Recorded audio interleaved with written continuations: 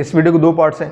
पहले हम बात करेंगे कि क्यों हमें किसी भी अच्छी आदत को बिल्ड करना इतना मुश्किल काम लगता है, क्यों इतनी देर लगती है हमें किसी भी आदत को बिल्ड करने में, और दूसरे हिस्से में बात करेंगे किस तरह आप किसी भी अच्छी हैबिट को बिल्ड कर सकते हैं। राइट, तो ये एक लेंथी वीडियो है, तो वीडियो के एंड तक देखिए। अस्सलाम वालेकुम, कैसे हैं आप सब? ठीक हैं। आज हम बात करेंगे कि किस तरह आप अच्छी हैबिट्स को बिल्ड कर सकते हैं, बिकॉज आदत ही आपकी ज़िंदगी में कामयाबी या नाकामी को फाइनलाइज करती हैं। अगर आपको आदत है किसी भी काम को करने की, तो that means you have the ability to achieve great things in that particular thing. So आदत को बिल्ड करना, राइट, ये एक इम्पॉर्टेंट प्रोसीजर है। और मैंने एक बुक पढ़ी कुछ दिन पहले, atomic habits by James clear. मैं हाईली रिकमेंड करता हूँ आप ये बुक पढ़ें।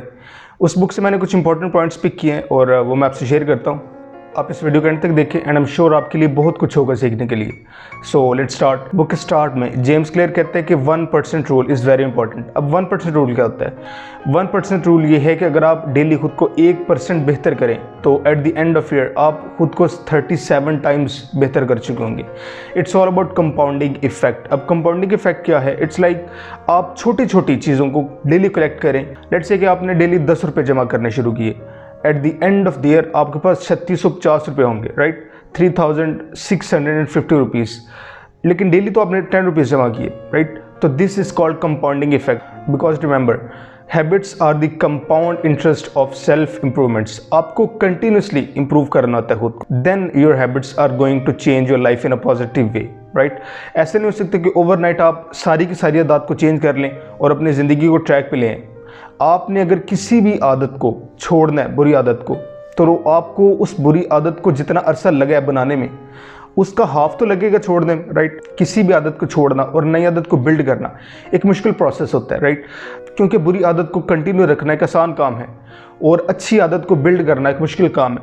तो हम आसान को ही चूज़ करते हैं, हम हमेशा ये चूज़ करते हैं कि why not just continue that, because हम अपनी कंफर्ट जोन में होते हैं। कंफर्ट जोन में रहते हुए हमारी जो बुरी आदत है हम उनको छोड़ना ही नहीं चाहते और अच्छी आदत को बिल्ड नहीं करना चाहते। लेकिन अगर आप खुद को बेहतर करना चाहते हैं, then you are on the right place. ये वीडियो आपको इंशाल्लाह at the end of the video आपको ज़रूर अच्छी आदत को बिल्ड करने के लिए एक ऐसा लेसन दे जाएगी जो आपकी लाइफ में लाइफ टाइम काम आएगा। So watch the video till the end. So back to the concept, compounding effect को समझना आपने। अगर आप छोटी छोटी आदत को डेली बिल्ड करते जाएं, छोटी सी आदत हो, फर्ज कर लें आप डेली एक पेज बुक का पढ़ते हैं, तो आप eight the end of the year 365 pages पढ़ चुके होंगे, राइट।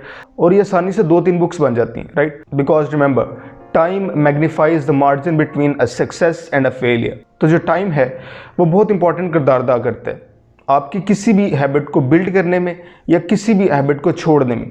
बुक में आगे चलकर वो एक और कॉन्सेप्ट बयान करता है, the plateau of latent potential. मैं एक डायग्राम के साथ आपसे शेयर करता हूँ कि ये काम किस तरह करता है। आप लेट्स से कि किसी हैबिट को बिल्ड करना चाह रहे हैं, राइट, तो एट द स्टार्ट आपको उस तरह से रिजल्ट नहीं मिलेगा।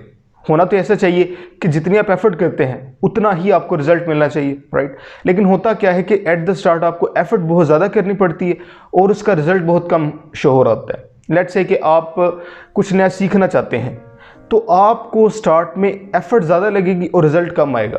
तो ज़्यादातर लोग इसी वजह से क्विट कर देते हैं किसी भी काम को, क्योंकि स्टार्ट में जितनी एफर्ट लग रही होती है उतना रिजल्ट नहीं आ रहा होता, राइट। लेकिन आपको ये समझना है कि आफ्टर सर्टेन टाइम होता ऐसा है कि आपको एफर्ट कम लगानी पड़ती है और रिजल्ट ज़्यादा आता है। बस आपको उस फेज़ को गुजारना है जहाँ पे आपको एफर्ट ज़्यादा लगानी पड़ रही हो और रिजल्ट कम आ रहा हो। तो आपने दी प्लेटो ऑफ लेटेंट पोटेंशियल, इस कॉन्सेप्ट को भी समझना है। अगर आपको मजीद इस पर एक्सप्लेनेशन चाहिए तो आप गूगल भी कर सकते हैं, यूट्यूब पे सर्च कर लें, राइट। तो आपको इस कॉन्सेप्ट को भी समझना है कि आपको स्टार्ट में ज़्यादा एफर्ट लगानी पड़ेगी लेकिन रिजल्ट कम आएगा। कॉन्स्टेंट ग्राफ नहीं होता, ऐसा नहीं होता कि जितने आप एफर्ट लगा रहे हो उतना ही आपको रिजल्ट मिल रहा हो। स्टार्ट में आपको एफर्ट ज़्यादा लगानी पड़ती है और रिजल्ट कम मिलता है। लेकिन टाइम के साथ साथ होता क्या है कि आपको एफर्ट कम लगानी पड़ती है और रिजल्ट ज़्यादा आ रहा होता है। तो आपको सिर्फ उस फेज़ को गुजारना है जहाँ पे आपको एफर्ट ज़्यादा करनी पड़ रही हो और रिजल्ट कम आ रहा हो। बुक के थर्ड पार्ट में वो बात करता है कि screw up goals and focus on process.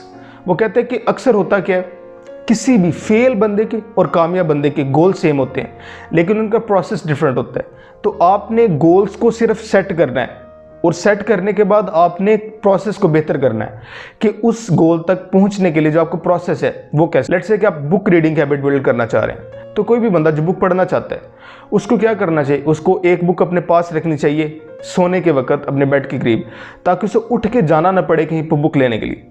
Let's say कि आप बुक पढ़ना चाहते हैं, अगर बुक दूसरे रूम में है तो 100% चांसेस हैं, 100 तो नहीं खैर 95% चांसेस है कि आप उसको नहीं पढ़ेंगे। क्यों? आपको उठ के जाना पड़ेगा, एफर्ट लगानी पड़ेगी, तो आप कहेंगे चल कल पढ़ दूंगा। तो आपको क्या करना है, आपको किसी भी प्रोसेस को स्ट्रॉन्ग करना है ताकि आप किसी भी अच्छी हैबिट को बिल्ड कर सकें। लेट्स से कि आप वेट लूज करना चाह रहे हैं, तो आपको क्या करना है, आपको अपने जो प्रोसेस है उसको बेहतर करना है, आपको डेली एक्सरसाइज करनी होगी, आपको डाइट को फॉलो करना हो। तो किसी भी गोल को अचीव करने के लिए आपको सबसे इंपॉर्टेंट ये है कि आप प्रोसेस पे ध्यान दें। जो प्रोसेस है उस गोल तक पहुंचने का, उसको देखें और उसको इतना स्ट्रांग बनाएं कि आपका गोल ऑटोमेटिकली आपके पास आ जाए। Because the purpose of goals is to win the game, but with system you continue enjoying and playing the game. Remember the score और results take care of itself. आपको क्या करना है, आपको हमेशा प्रोसेस पे फोकस करना है। गोल्स ऑटोमेटिकली अचीव कर लेंगे आपको सिर्फ और सिर्फ प्रोसेस पे फोकस करना है। इसके बाद वो कहते हैं कि आपको आइडेंटिटी को चेंज करने की जरूरत। किसी भी प्रोसेस की 3 लेयर्स होती हैं, first identity, second process and third outcome. अक्सर लोग क्या करते हैं, वो आउटकम पे पहले फोकस करते हैं और आइडेंटिटी और प्रोसेस पे कम फोकस करते हैं। आपको क्या करना है, आपको सबसे ज़्यादा फोकस आइडेंटिटी पे रखना है, देन आपको प्रोसेस फॉलो करना है, then outcome will take care itself. अगर आप अपनी आइडेंटिटी पे काम करेंगे, अपने प्रोसेस पे काम करेंगे, तो आउटकम ऑब्वियसली पॉजिटिव आएगा। अब आइडेंटिटी क्या है, लेट्स से कि आप वेट लूज करना चाहते हैं, तो आपको खुद को ये बताना चाहिए कि आई एम हेल्दी, मैं इसलिए डाइट फॉलो कर रहा हूँ, मैं इसलिए एक्सरसाइज कर रहा हूँ, because I want to stay fit, I am fit and I want to stay fit for the rest of my life. तो आपको सिस्टम पे फोकस करना है, आपको आइडेंटिटी पे फोकस करना है, आउटकम खुद ब खुद ही आप अचीव कर लेंगे। तो आपको आइडेंटिटी चेंज करनी है, खुद को बताना है कि I am a book reader, क्योंकि बुक रीडिंग के बहुत ज़्यादा फ़ायदे हैं, तो इसलिए मैं बुक रीडर हूँ और मैं खुद बुक रीड करना चाहता हूँ। बिकॉज लेट्स से आप किसी के कहने पे कोई आदत बिल्ड करना चाह रहे हैं, तो आपको सबसे ज़्यादा डिफ़िकल्टी उसी आदत को बिल्ड करने में होगी, बिकॉज आपके माइंड को ऑर्डर मिला होगा कि ये काम करना है। लेकिन जब आप अपनी आइडेंटिटी चेंज कर लेंगे, आपको अंदर से आवाज़ आएगी कि ये काम करना है, तो आपको उस आदत को बिल्ड करने में या किसी काम को या किसी भी गोल को अचीव करने में ज़्यादा आसानी होगी। तो आपको identity, process and then outcome पे फोकस करना है। Okay, now let's talk about how to build a habit. Book writer James Clear कहते हैं कि आपको 4 चीज़ों को ध्यान में रखना है, cue, craving, response and result. First Q. अब क्यू क्या होता है, क्यू आपके दिमाग को पैगाम जाता है कि ये काम करना है, राइट। उसके बाद आती है क्रेविंग, आपको अंदर से मोटिवेशन आती है क्योंकि आई शुड डू दैट। उसके बाद आता है रिस्पॉन्स, आप वो काम करते हैं, एंड देन आता है रिजल्ट, जो आप गोल अचीव करना चाह रहे हैं। लेट्स से कि आपने रनिंग करनी है, राइट। लेट्स से कि अगर आपने किसी को भागते हुए देखकर, रनिंग करते हुए देख लिया, वो फिट है, तो आपकी माइंड में ऑटोमेटिकली पैगाम जाएगा कि आपको भी रनिंग करनी चाहिए, दैट्स अ क्यू। कि आपको रनिंग इसलिए करनी चाहिए कि आप फिट हो जाएं, तो दैट्स अ क्यू, राइट। इसके बाद क्रेविंग आती है। अब क्योंकि वो बंदा जिसको आपने भागते हुए देखा है वो फिट था, तो आपको भी अंदर से एक आवाज़ है कि नहीं मुझे भी फिट होना चाहिए, तो आपने क्यू के बाद क्रेविंग पे फोकस करना है। क्रेविंग ये हुई कि आपको अंदर से आवाज़ है कि मुझे फिट होना है। इसके बाद रिस्पॉन्स हुआ, आपने रनिंग की, एंड देन रिजल्ट, आप फिट हो गए। तो आपको 4 बातों को ज़हन में रखना है, cue, craving, response and result. So there are basically 4 laws of behaviour change. तो आपको अपना बिहेवियर चेंज करना पड़ेगा, तो उसके लिए 4 चीज़ें हैं। फर्स्ट, आपको जो क्यू है उसको ऑब्वियस बनाना पड़ेगा। आपको अपने सामने क्यू को रखना चाहिए। लेट्स से कि आप रनिंग करना चाहते हैं, तो आपको अपने रनिंग शूज़ अपने पास रखने हैं। अगर आप सुबह उठ के रनिंग करना चाहते हैं, तो आपको रात को सोते वक्त सॉक्स एंड शूज़ अपने पास रखने हैं, दैट्स अ क्यू। आपने क्यू को ऑब्वियस बना दिया। लेट्स से कि आप बुक रीड करना चाहते हैं, तो बुक को आपने अपने टेबल के पास रखना है, जहाँ पे आपको इजीली एक्सेस हो सके बुक को। तो क्यू को आपने ऑब्वियस बनाना है, राइट। सेकंड रूल ये है कि मेक इट अट्रैक्टिव। अगर आपने किसी भी आदत को अचीव करना है, किसी भी आदत को बिल्ड करना है, तो आपको उसे अट्रैक्टिव बनाना पड़ेगा। जैसे कि मैंने आपको बताया कि अगर आप रनिंग करेंगे तो आप फिट रहेंगे, तो आपके लिए मोटिवेशन क्या हुई, आपको जो अंदर से क्रेविंग आई वो ये आई कि मुझे फिट रहना है, राइट। तो अट्रैक्टिव ऑटोमेटिकली होगी कि अगर मैं फिट होऊंगा तो लोग मेरे बारे में अच्छा सोचेंगे, सो दैट्स अट्रैक्टिव। तो आपको अगर किसी भी आदत को बिल्ड करना है तो आपको उसे अट्रैक्टिव बनाना पड़ेगा। Third, make it obvious. अगर आप किसी भी आदत को बिल्ड करना चाह रहे हैं, किसी भी बिहेवियर को चेंज करना चाह रहे हैं, तो आपको उसके लिए ट्रिगर्स को ऑब्वियस बनाना पड़ेगा। ट्रिगर्स क्या होते हैं? ट्रिगर्स वो अवामल होते हैं जो आपको किसी भी काम को करने पर मजबूर करते हैं, राइट? तो आपको मेक इट ऑब्वियस, ट्रिगर्स को ऑब्वियस बनाना पड़ेगा, राइट? जैसे कि रनिंग के मामले में शूज़ ट्रिगर्स के तौर पर काम करते हैं। अगर आपके सामने शूज़ होंगे तो चांसेस हैं कि आप रनिंग पर जाएंगे। तो तीसरा रूल ये है कि make it obvious. And fourth rule ये है कि मेक इट इमीडिएटली सेटिस्फाइंग। तो अगर आप किसी भी आदत को बिल्ड करना चाहते हैं तो आपको उसको इमीडिएटली सेटिस्फाइंग बनाना होगा।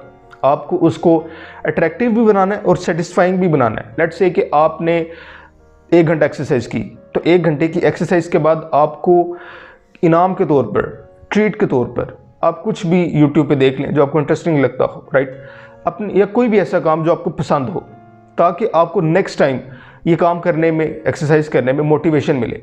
लेट्स से कि आपने पूरा मंथ एक्सरसाइज की तो आपको पॉजिटिव इम्पैक्ट आना शुरू हो गया, तो आप एज अ ट्रीट कहीं बाहर जा सकते हैं घूमने फिरने, राइट?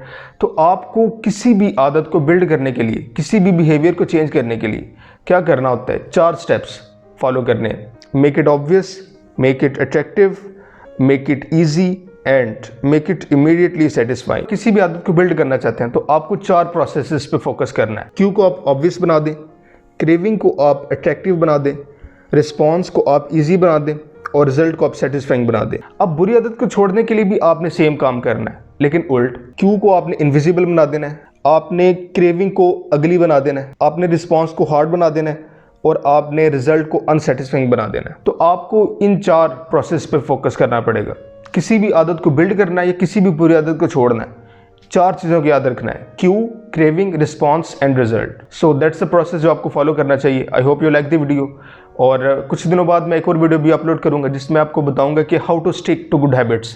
आप अच्छी हैबिट को बिल्ड करने के बाद उनको स्टिक कैसे कर सकते हैं, उनको बनाए कैसे रख सकते हैं, राइट? क्योंकि बड़े सारे लोग अच्छी आदत बिल्ड तो कर लेते हैं लेकिन बड़े लंबे अरसे तक उसको चला नहीं पाते। तो नेक्स्ट वीडियो में इसी पे बात करेंगे और एट द एंड मैं आपको फिर से वही रिकमेंड करूंगा कि आप atomic habits by James clear, इस बुक को जरूर पढ़ें। It is one of the finest book और आपको जरूर पढ़नी चाहिए। वीडियो को अपने दोस्तों से भी शेयर करें। Till the next video, this is Umair saying अल्लाह हाफिज़, कीप स्माइलिंग।